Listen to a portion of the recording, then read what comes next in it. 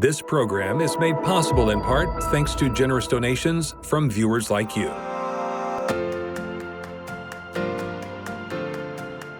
Welcome to the Suzanne Atwell Show.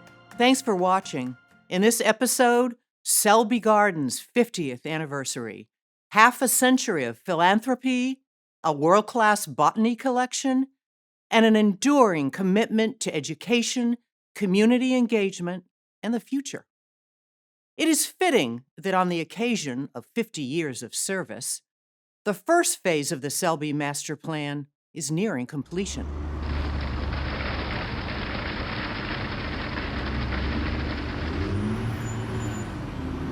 Phase one really accomplishes a lot of our needs right up front. So there will be a new welcome center with a welcome theater and a gallery to really tell our behind the scenes research story to the public. There will be an adjacent plant research center that will house all of our research collections and activities, as well as our administrative offices. There will also be what we're calling the Living Energy Access Facility, or the LEAF. And yes, that houses parking. It will also house a one-story garden-to-plate restaurant, a new gift shop. But the kicker is that on the roof will be a 50,000 square foot solar array that will make us the first net positive energy botanical garden complex in the world, generating more energy than we consume. And in addition to those main buildings, there are lots of garden features, a new lily pond garden, a stormwater management system underneath the project, a multi-use recreational trail around the perimeter of our property that's free and accessible to all, as well as off-site roadway improvements. And one of my favorite elements of the project is that we took Palm Avenue and that wonderful old Augusta block. We lifted the block up so we could run utilities under the project, but we literally just now have put the block back, and we are creating a pedestrian-only thoroughfare through the heart of the gardens with this historic piece of architecture that we have with this old block. So it's going to be wonderful. So we expect to be complete by the end of this year, which is only a few months from now. Let's talk about phase two. Let's go ahead a little bit. What does that include? So phase two really focuses on the glass houses for our living collections.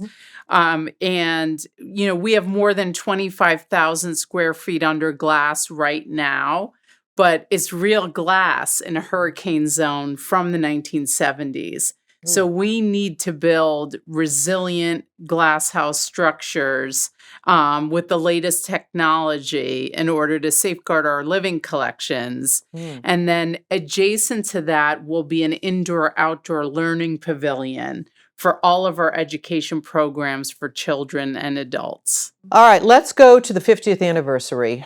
Many exciting events, exhibits that are going to come to commemorate. Can you give me a sneak preview of what's going to come for that big celebration? Absolutely. So we have a year of celebrations for Selby Gardens.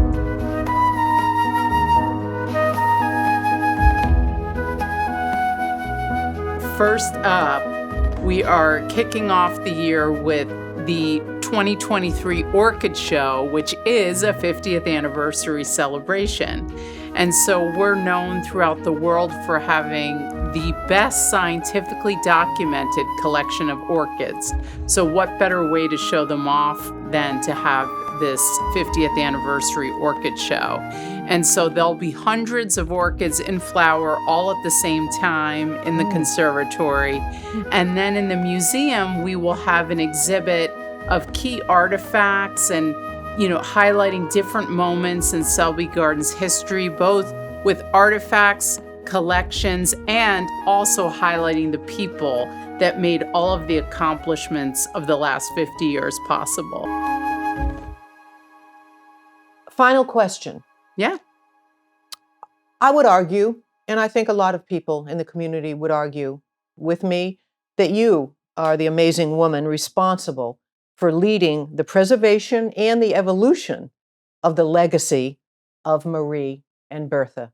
Respond to that.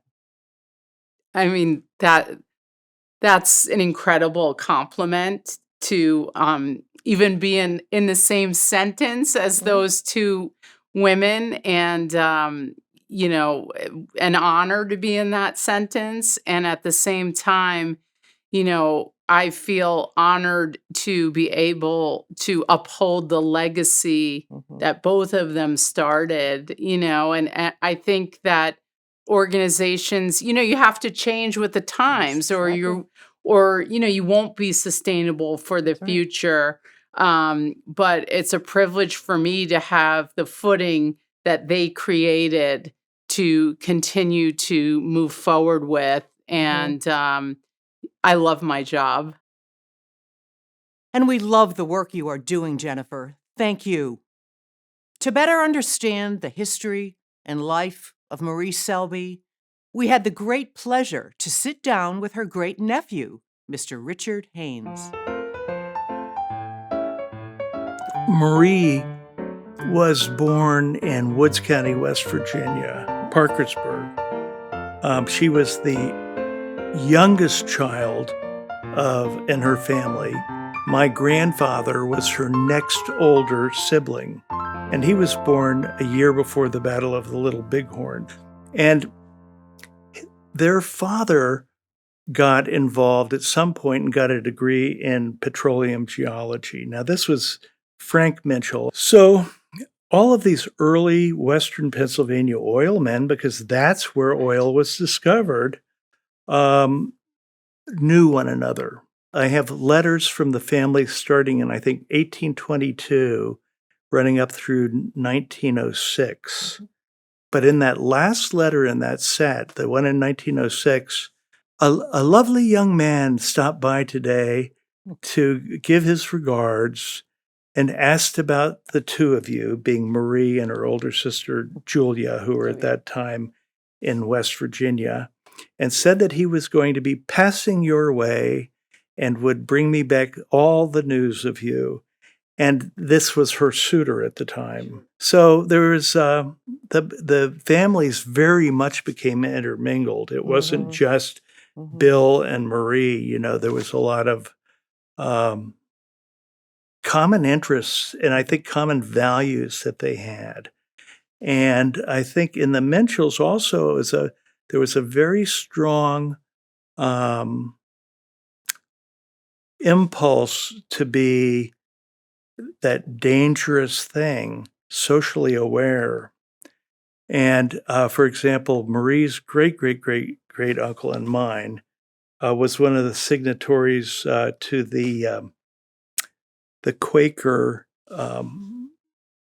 demand to Congress to free the slaves back in the 1760s. Wow. And we know how Marie and Bill treated the Black people who worked with them, were like family to them, like Limas Dixon, who talks about how Uncle Bill, he called him Uncle Bill, really took him under his wing. And I think it was a very much a natural thing in that family to do that. Share your recollections of the property. So we would stop by Aunt Marie's. Yeah. And the things that I remember that are there that I still remember, the house, of course. Yes. The big bamboo, the fish pond, and then the big lawn, it was like the ocean. Yeah, exactly. So my younger sister and I, who were sort of like that, would be out of the car, "Hi, Aunt Marie," and down to the shallows in the bay. Yeah. Until we got called to lunch. My mother told me that when my Aunt Julia, she spent every winter down here with Marie. And she was 17 years older than Marie. Apparently, on her 75th birthday, they were getting ready in the house, and Marie wasn't ready yet. And Julia, who I knew quite well, said, "I'll be out front, Marie." And so Marie came out later and said, "Julia, where are you?" And she heard, "I'm here, Marie." And she was way Yeah. up in one of the banyan Oh, trees wow. that Yeah. she Yeah. had climbed to celebrate her 75th birthday. You know, you've been talking about her. I'd like to understand more her personality. What kind of person was she? I always look for what would you say Aunt Marie's guiding principles were? They Hmm. cared a great deal about education, Hmm. fair treatment of people. Hmm. They were very unassuming, unpretentious, did not really want to did not mix a lot with people, but they mixed with the people that they wanted to mix with. I'll tell you a story, and this only happened a couple of years ago, but my older sister Sarah was visiting the gardens and had just joined a group, not announcing who she was in relationship to Marie. And the docent said that they were very simple people, and she piped up and she said, um, "I'm Marie's great niece, and I want to tell you they were not that they lived simply, but they were not simple people. They were actually pretty sophisticated. She was a excellent piano player." And they were very aware of the world and what was going on in it, and how I think what they did impacted it. If Marie were here today, as we speak, with all that has been going on with the Selby Botanical Gardens, the master plan, what would she say if you took her a walk around the campus right now? Oh, I think she'd be delighted with it. You know, it's interesting because I noticed that I sort of used my mother as a lens for Marie, Mm, because I know Marie a lot through my mother, yeah. who was very close to her, saw her probably more than any of her other nephews and Mm, nieces. I think she'd be very happy, and I think she would really understand that what was done within certain constraints. right. I think she would really have felt good about reaching out into the underserved community Hmm. in Sarasota very much. I think Hmm. that that was Hmm. something that was hard to do Hmm. in their time, and yet they did it. Hmm. Thank you, Richard, for sharing your unique perspective and enduring affection for Aunt Marie. We turn now to botany and the collections, the programs, and research at Selby. For that, we turn to the longest tenured employee at Selby, 29 years and going strong, Vice President for Botany, Bruce Holtz. Welcome, Bruce. Great to have you here. Thank you very much for having me. We're going to be talking about botany. Exhibitions and or events are what the public sees when they come to the botanical gardens.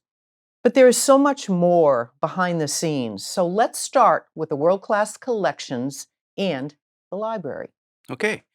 Yeah, we've been kind of behind the scenes, as you said, for a long time, but that's going to change with phase one. We're very excited about that because we'll have Yeah. better visibility and a better way to store those collections that you refer to. So on the second floor of the plant science building, we'll have the molecular lab. We'll have the spirit collection, which is the second largest such collection in the world, after Royal Botanic Gardens Kew. And we have the herbarium, which is the collection of dried pressed plant specimens. We have about 120,000 of those.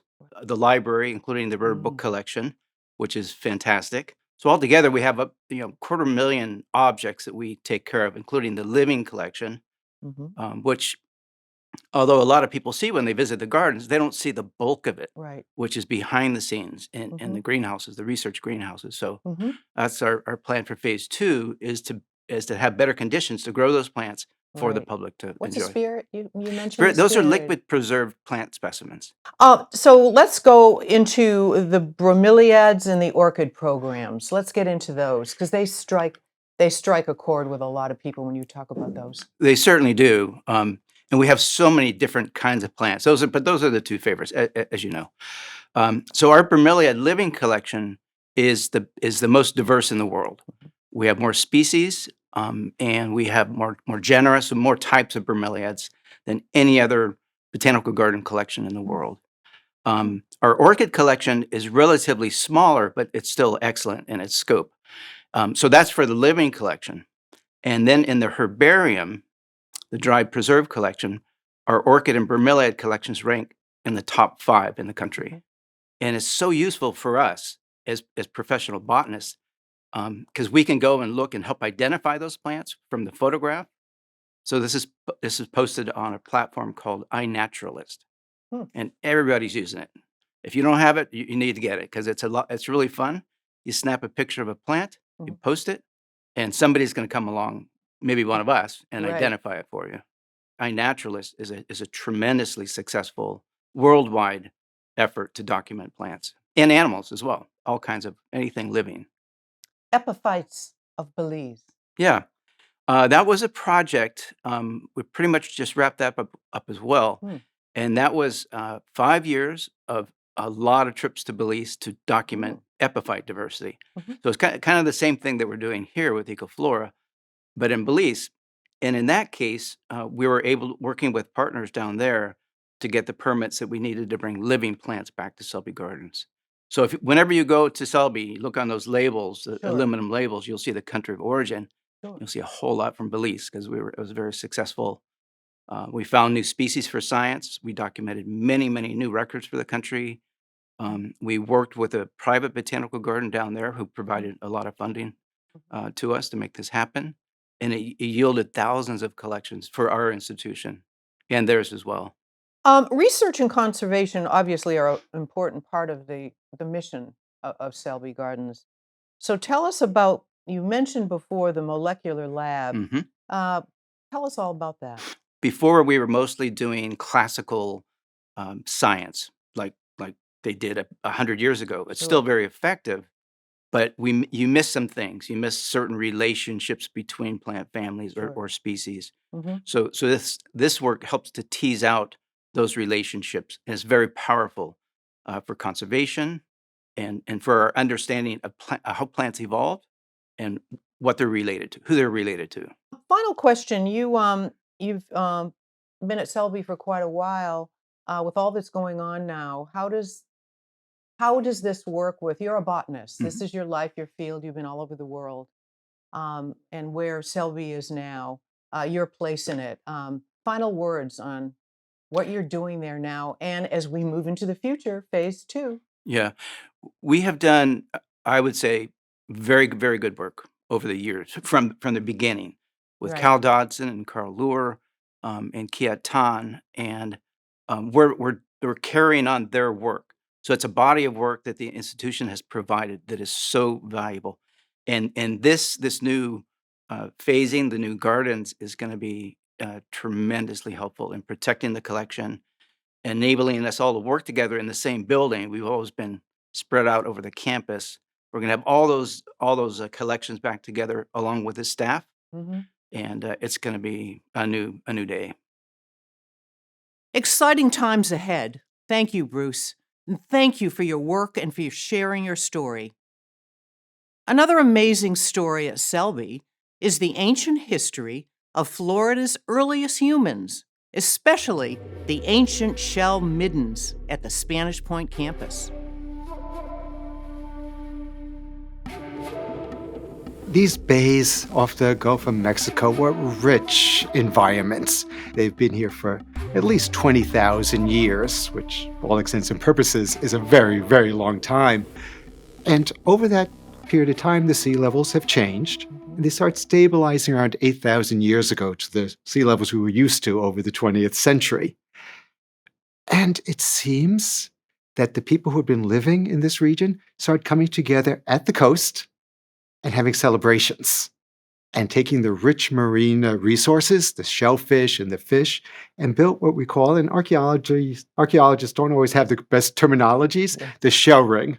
Not a very exciting term, but in fact, that's what it describes. At 140 meters in diameter, this is a giant ring of shells. That was the architecture for these people, where they had the structures on top and a plaza in the middle with a freshwater spring. And from about 2,000 years ago, they took those shells, built this tremendous causeway into Sarasota Bay, that's several meters high, and that's where they had their homes, and they could just fish off of that shell ridge and have all that bounty. They still used that shell ring. They lived a life of plenty. Mhm. And part of my job is to make sure people see that, Mhm. understand how it fits in with issues of sustainability, climate change, and really our place in history. As we think about historic Spanish Point, the recent history actually helps us understand the ancient history. It's Spanish Point because when the Webbs came from Utica, New York, they were looking for a place to homestead. And a Spanish trader, that's the term they used, a merchant, Cuban, not Spanish. And up and down this coast, there had been Cuban fishing ranchos. We don't know who that individual was because the Webbs didn't record it, but it was probably someone who had had a fishing rancho here at one point, knew that was a really productive area, and the Webbs homesteaded. And John Webb, as he was tilling his fields and making modifications, found some human remains. That was 1906, and contacted what's now called the Smithsonian Institution. Yeah. And it was important to find that an anthropologist came to evaluate it. And although I'm not clear why this was the case, the Webbs did a wonderful job of sustaining those mounds. Where elsewhere they were destroyed, they didn't. The land passed through the generations. Bertha Palmer came, and she also maintained those mounds. Right. She used them for her gardens, and it passed through the generations. Her grandson is one who donated to Gulf Coast Heritage Association that ultimately merged with Marie Selby Botanical Gardens. So because of that, and that grandson, Gordon Palmer, brought in archaeologists from the University of Florida.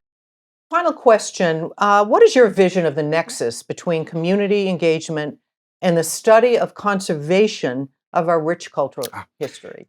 I was trained in anthropology. I've done public archaeology for decades in this region. I have a lot of scholarship that looks at the notion of heritage. And my sense is that, well, we know we live in challenging times. That's not a particularly big insight. There's the climate crisis, there's political upheavals, there's economic insecurities. And if we think only about this moment, it seems overwhelming. But we're not the first generation to face some of those challenges. And particularly in this place, for those who live here, who visit this place, Sarasota and Manatee, who care about it, it helps to actually know there's not just a recent history. Doesn't go back just decades, but it goes back centuries and millennia, and that we can learn about what the most ancient people had done, how they dealt with the climate, how they sustained their world, what kind of adaptations they had. We can look at the various choices made in the more recent past for people who found freedom here, the freedom seekers of the Maroon community, the builders like Bertha Palmer and Marie Selby, and hopefully get inspired to both realize, yes, we can meet the challenges, but also reach into that past to look for possible futures. What can we have from that study of history in this place that can help us make better decisions, not just for us, but my children and potential grandchildren and even beyond? Well said, Uzi. 50 years from now, this time will be known for the transformative impact of the master plan. Part of the 50th anniversary celebration includes an exhibit by renowned Florida photographer Clyde Butcher. From him, we learned about the beauty of nature, the relationship between art and conservation, and the serene botanical beauty of Florida.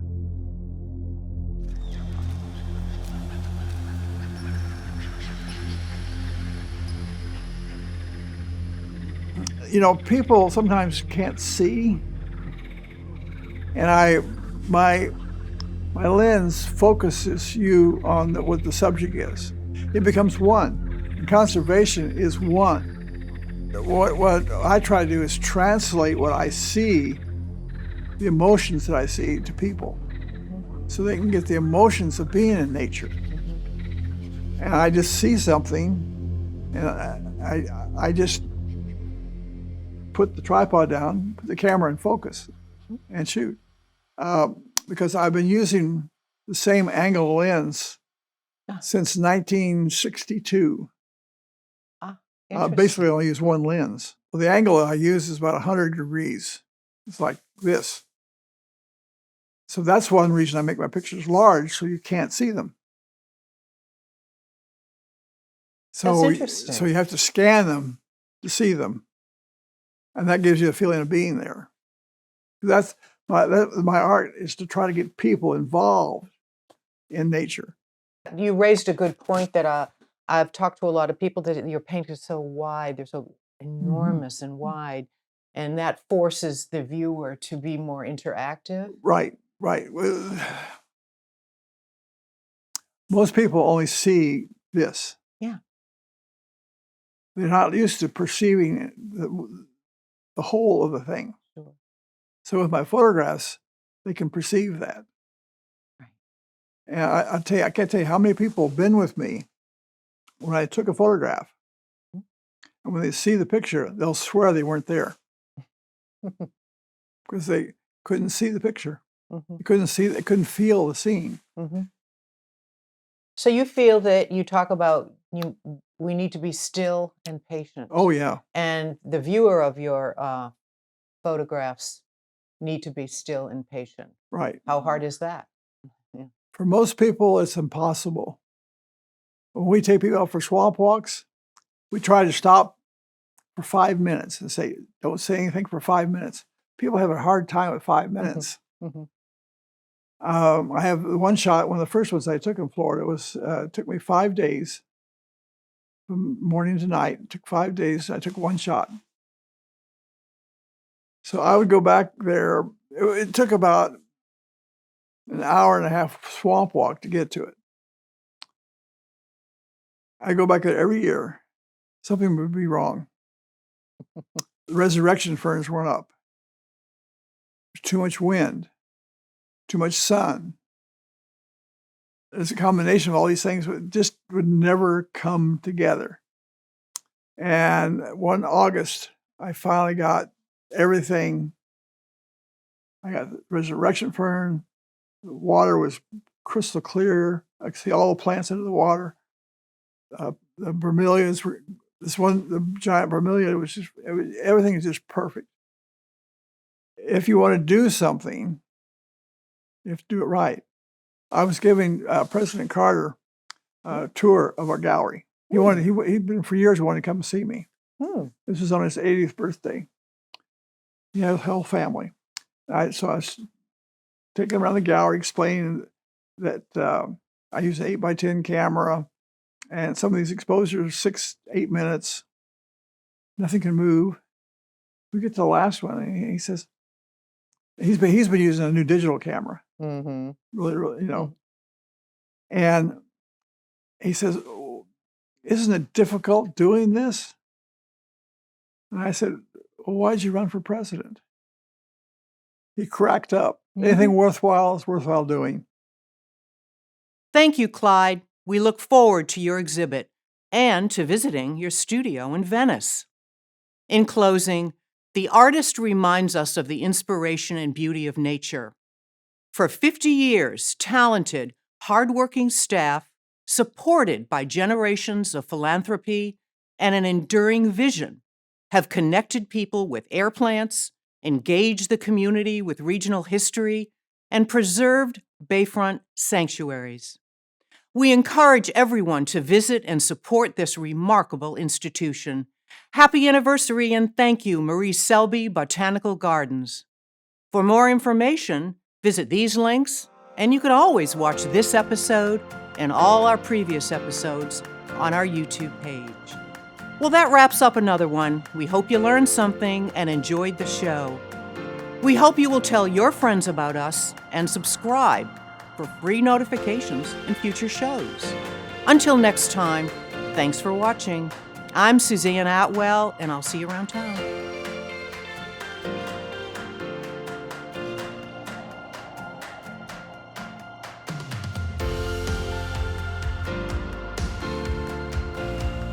If you would like to support local public service programming like this, please visit our website, SuzanneAtwell.org to make a tax-deductible donation. Thank you for watching.